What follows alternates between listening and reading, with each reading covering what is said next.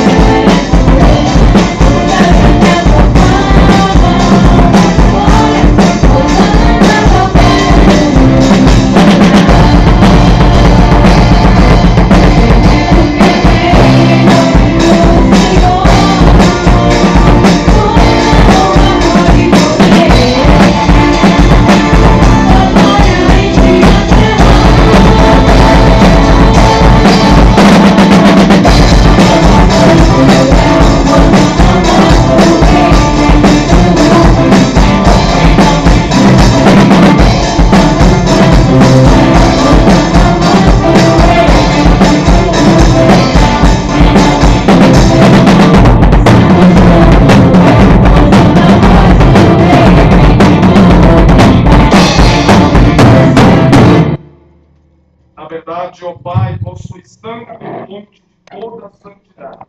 Santificai, pois, estas oferendas, derramando sobre elas o vosso Espírito, a fim de que se tornem para nós o corpo e o sangue de Jesus Cristo, vosso Filho e Senhor nosso.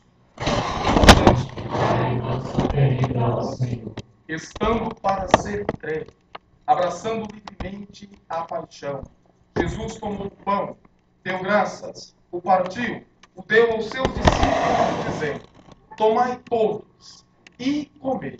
Isto é o meu corpo que será entregue por vós.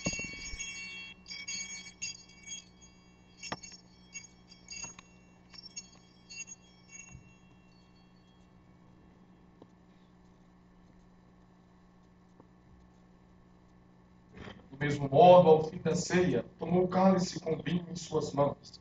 Deu graças novamente, o deu aos seus discípulos, dizendo: tomai todos e bebei.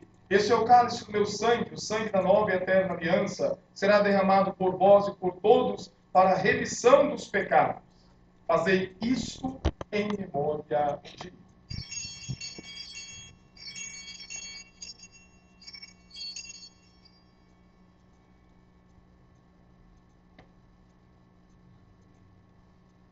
Eis o mistério da fé.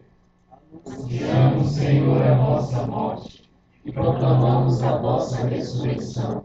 Vinde, Senhor Jesus. Celebrando, pois, a memória da morte e ressurreição do vosso Filho, nós vos oferecemos ao Pai o pão da vida, o cálice da salvação. Vos agradecemos porque nos tornastes dignos de estar aqui na vossa presença e vos servir.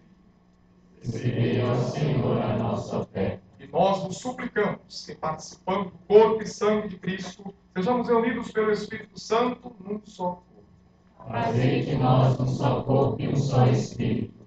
Lembrai-vos, ó Pai, da vossa igreja aqui presente da nossa paróquia, presente no mundo inteiro.